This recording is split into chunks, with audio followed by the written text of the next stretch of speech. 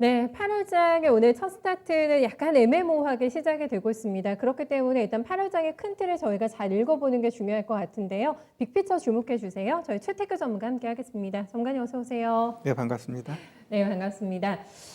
일단 시장 전반의 어떤 환경을 먼저 읽어보는 게 좋을 것 같은데 유동성 장세가 계속해서 이어질 거가 8월장에도 관전 포인트가 되지 않을까 싶거든요. 근데 지금 환경상 지금 저금리 기조가 계속해서 유지가 되고 있는데 금리에 어떤 조절분이 있을까? 네, 이것도 좀 많이 궁금하신 포인트가 될 것 같아요. 네, 우리 이 시간은 빅피처니까 뭐 작게 보는 것도 중요하지만 좀 큰 그림에서 접근하는 것도 필요하기 때문에 오늘은 이제 금리 또 이 만약에 추후 금리 인상이 단행됐을 때 시장에 미치는 영향 이러한 부분을 좀 체크해 보도록 하겠습니다. 일단 저금리라는 것은 결국 지금 시장을 엄청나게 이제 풍부한 유동성으로 만들었고 결국 부동산 시장에서도 어떠한 대책을 나눴더라도 결국 부동산이 지속적으로 버블되는 현상을 나타내주고 있는데 결국 이러한 저금리는 일정 부분 시장에는 필요합니다. 왜? 저금리로 인해서 기업들이 투자를 활성화하고 투자가 활성화하게 되면 또 고용이 늘어나면서 전체적인 소비까지 회복시켜주는 그러한 좋은 점은 있는데 또 지나치게 저금리가 이루어지게 되면은 결국 부동산 버블이라는 그러한 또 큰 악재가 도사립니다. 멀지 않습니다. 2008년 미국의 금융위기 역시 결국 부동산 버블이 시장에 글로벌 전체적으로 충격을 줬는데 그렇다고 한다면 현 시점에서도 우리가 이제 체크해 봐야 되는데 일단 저금리로 인해서 국가 부채, 기업 부채 많습니다. 근데 우리 이 가계 부채 역시 지금 우리가 좀 체크해 봐야 되지 않나 이렇게 보여집니다. 지금 우리나라 경제 규모 대비 가계 부채 비율이 전 세계 1위라고 합니다. 잘 보시면 일단 GDP 대비 가계 부채 비율을 보면 스위스가 132%로 1등으로 나와 있고 2등이 호주가 119%, 우리는 96.8%로 7위인데 그럼 왜 1등이냐? 우리나라만이 갖고 있는 전세담보대출 이것까지 합치게 되면 우리는 140%가 넘어가서 세계 제1의 이제 부채를 보여준다 이렇게 이야기를 하고 있습니다. 자, 그러면 현 시점에서 그러면은 이러한 저금리가 지속적으로 이어지게 되면은 뭐 아무 문제가 없겠죠. 그러나 항상 금리는 인상을 하게 돼 있고 만약에 하나 미국의 증시가 제가 예상했던 대로 다 2월 달에 신고점을 다우하고 S&P가 어느 시점에 돌파하게 되면 연준은 이제 거기서 나오게 돼 있습니다. 연준이 최근에 이야기한 건 결국 조건이 있어요. 코로나가 잡히지 않는 한 금리는 동결하겠다. 그러면 코로나가 잡히면 언제든지 금리에 대한 변화를 주겠다라는 게 그 말뜻이거든요. 그러면 결국 미국의 3대 지수가 다 올라갔다라는 건 어느 정도 경제 지표를 뒤로 하고 과열됐다라는 거고 그러한 과열을 속도 조절을 시키는 게 연준의 주요 업무이기 때문에 결국 금리를 단행하든 안 하든 시장의 금리 인상 이야기만 하더라도 시장은 충격을 받게 돼. 그러면 그러한 충격에 대한 대비는 우리가 해야 될 것 같고요. 지금 이러한 부채가 많은 상황에서 금리가 조금이라도 올라가게 되면 우리 시장에 크게 데미지로 옵니다. 그러면 미국이 금리 인상하면 우리는 금리 인상 안 하면 되지 않냐 이렇게 이야기하는데 그건 절대 아닙니다. 왜냐하면 미국의 금리하고 우리하고 금리가 지금 이제 0.25% 차이인데 같기만 하더라도 자금이 이탈하게 돼 있습니다.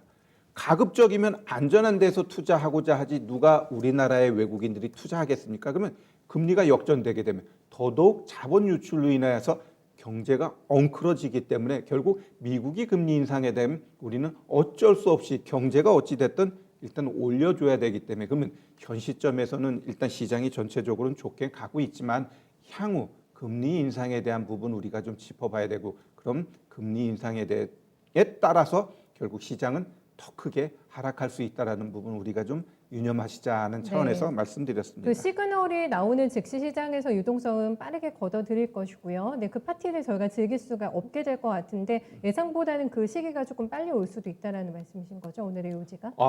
제가 봤을 때는 결국 그 미 증시가 얼마나 또 빠르게 올라가느냐, 그게 중요할 것 같습니다. 알겠습니다. 일단은 그런 부분을 좀 감안을 하고, 저희가 일단은 조금 더 리스키한 부분도 점검할 필요가 있다라는 관점에서 짚어주신 것 같아요. 다음은 일본 쪽 이슈, 저희 좀 봐야 될 것 같은데, 일본의 뭐 보복이 계속 예고가 되고 있는데, 좀 지겹기도 하고요. 네, 일본과의 갈등을 또 이제 주식시장에서는 매번 활용을 하고 있기 때문에 이 부분과 관련해서도 또 노이즈가 있고 또 저희가 테마주를 활용할 수 있을까요? 네네. 일단 정치가 뭔지 그게 또 경제까지 영향을 주다 보니까 우리가 네. 그러한 부분을 좀 신경 안 쓸 수 없습니다. 이 과거사 문제가 뭔지. 자, 일단 독일 같은 경우는 어떤가요? 과거사에 대해서 반성하고 모든 국가에 대해서 보상도 하고 아주 깨끗한데 일본이라는 나라는 결국 지도자 한 명이 자기네 나라의 국격을 떨어뜨리고 아주 지저분하게 만들어 놓고 있습니다. 그러면 이게 해결될 수 있느냐? 그건 또 안 돼요. 왜냐하면 아베 역시 국민의 표 그게 중요하고 우리 정부 역시 일본만 건드리면 표가 뭉치거든요.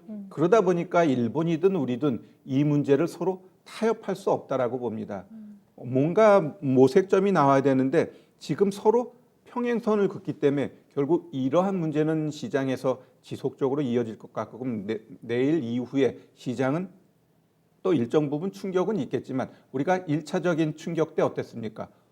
지레 겁먹었지만 결국은 우리는 한 단계 레벨업되고 체력이 강화되고 기업들의 뭔가 체질이 개선되는 오히려 그 전화 위복의 기회가 됐는데 이번 역시 일본에서 뭐 결제라든가 관세 이러한 부분을 건드리는데 자 만약에 송금을 막으면 우리가 수출을 많이 합니까? 일본이 수출을 많이 합니까? 결국은 일본이 더 문제가 되는 거고 네. 또한 그 관세 문제도 결국 자기들한테 더욱더 큰 데미지가 줄 수 있기 때문에 이러한 부분은 결국에는 서로에게 상처가 됩니다. 그러면 그 이번에도 일본에서 추가적인 보복을 하더라도 단기적인 데미지지 결국 이게 중장기적으로 가는 건 아니고 결국 그러한 과정 속에서 우리는 새로운 체질 개선할 수 있는 기회를 일본이 준다라고 봅니다. 그러면 종목별로 보면은 결국 애국테마인 신성통상, 모나미 이런 애들은 또 오늘 신고가를 만들었어요. 네. 그러면 제가 그동안 반복해서 얘기했던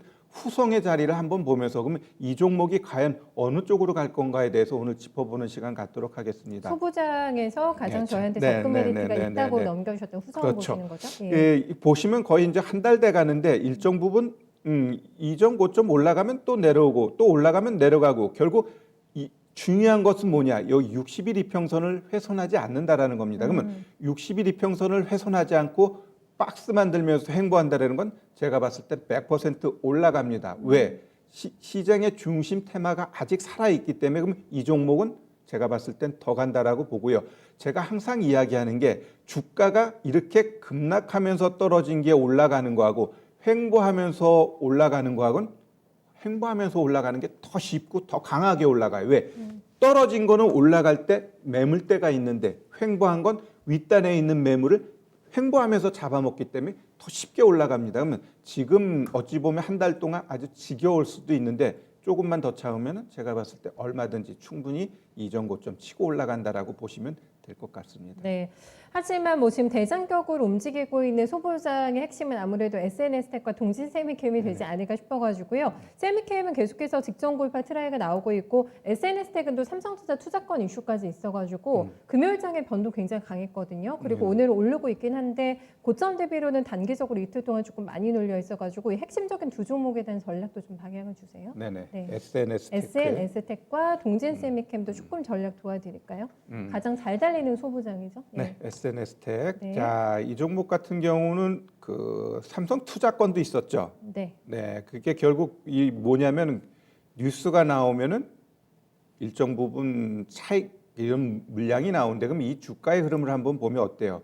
엄청나게 올라왔습니다. 그럼 얘가 이렇게 올라온다는 건 결국 삼성 투자권이 이미 종목에 반영돼 있는 겁니다. 반영이 돼 있는 거고 그렇다고 한다면 이 종목은 그러면 깨진 거냐? 그렇지는 않아요. 일단 이날 물량은 나왔지만 오늘 다시 살아가겠다는 모습을 보인다면 이 종목은 5일선만 깨지 않으면 일단 단기적인 트레이딩 가능하다고 보여지니까 네. 이 종목은 아직은 살아있다. 그러면 이게 살아있다가 올라가면 결국은 한 번은 더 5만 천 원은 치고 올라갈 것 같아요. 네. 그러한 부분만 유념하고 지금 아까 보셨듯이 주봉 보면 엄청나게 올라왔어요. 거의 뭐 7, 8배 올라왔기 때문에 여기서 더 간다는 걸 먹기보다는 제가 항상 이야기하는 게 지금은 이제 상승장도 몇 달 안 남았거든요. 그럼 저점에서 움직이는 그러한 종목군에서 매매하는 게 몸과 마음을 위해 더 좋다 이렇게 네. 말씀드리겠습니다. 동진 세미캠도 계속 즐겨도 괜찮을까요, 수익을? 동진 세미캠 같은 경우는 보시면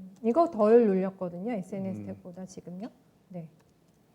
동진 같은 경우도 제가 봤을 때 주봉 흐름 보면은 뭐 3만 내일 그 일본에서 추가적인 그러한 얘기가 나오면 제가 봤을 때 얘도 올라갈 것 같아요. 얘도 보시면은 어때요? 일단 박스가 만들어지는데 예쁘게 저점 높이면서 고점도 높여가고 있거든요. 그렇다고 한다면 얘는 이제 추세를 그어 가지고 요거를 이탈하지 않으면 이거는 5일선 11선보다는 이 추세를 깨지 않는 자리에서 박스권 매매가 충분히 아직은 이어질 수 있다라고 보여집니다. 네, 알겠습니다.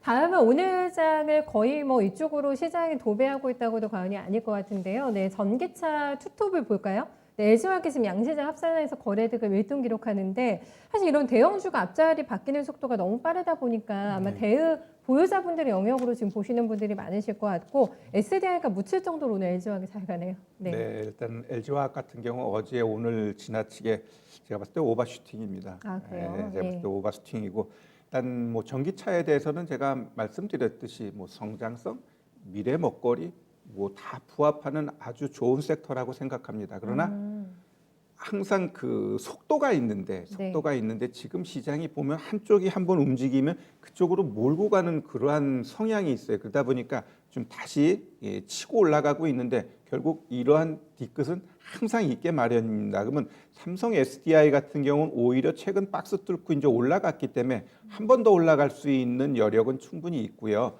그다음에 LG화학 같은 경우는 어제 오늘 너무 쐈어요. 그러면 과연 진짜 63만 6천을 한 번 더 치고 갈 수 있을까? 네, 네. 갈 수는 있어요. 왜? 지금 시장이 이런 쪽으로 몰려버렸기 때문에 여기서 두려워. 과연 여기서 더 살 수 있는 사람이 있을까요? 제가 봤을 때는 없다고 봐요. 그럼 이거를 핸들링하는 수급 주체들만이 한 번 더 올리면서 잔치를 하지 않을까 이렇게 보여지고요. 주식 격언에 그런 말이 있습니다. 모두가 박수 칠 때 떠나자 이렇게 이야기하는데 자 일단 전기차 같은 경우는 제가 봤을 때 이제는 조금 좀 내려놓자. 우리 잘 생각해 보면 제약바이오도 갈 때 얼마나 주주장창 갔나요? 근데 결국은 지금은 좀 역사 뒤안길로 내려가고 지금 반도체 아니면 이런 섹터가 지금 가고 있죠. 이들도 결국은 뒤에는 하락 쪽으로 방향 잡게 돼 있어요. 그러면 굳이 막 이렇게 올라갔던 종목에서 수익을 더 찾으려고 하지 말고 오히려 밑에서 오히려 그러면 아까 같은 후성 같은 경우는 그 자리에서 떨어지기보다는 오히려 올라갈 거에 대한 기대감이 있거든요. 얘는 올라가 봐야 떨어질 거에 대한 부담감이 있고 그러면은 어떤 종목 쪽에서 우리가 매매해서 수익을 챙기는 게 더 좋을까 그러한 부분을 좀 고민하고 대응해야 하지 않을까 생각됩니다. 네, 눌림목에서 사인 나오면 그때 한번 다시 그럼 짚어주세요, 전문가님. 네, 큰 그림 어떻게 그릴까요? 네. 일단 지금 시장이 이슈, 뉴스 이런 걸 잘 체크해야 될 것 같아요. 어제 FDA에서 손소독제에 대해서 좀 위생상 문제가 있다니까 오늘 에탄올 관련 세 종목이 딱 급등하고 그랬죠. 네. 결국 우리가 이제 시장을 대응할 때는 이러한 단발성에 대해서도 매매를 하고자 한다면 전날 뉴스가 뭐가 있었나 그러한 체크도 필요하다 이렇게 말씀드리겠습니다. 알겠습니다. 발빠르게 움직이면서 최대한 또 빠른 수익도 좀 노려보자라는 얘기셨던 것 같아요. 네, 말씀 잘 들었습니다. 네, 고맙습니다.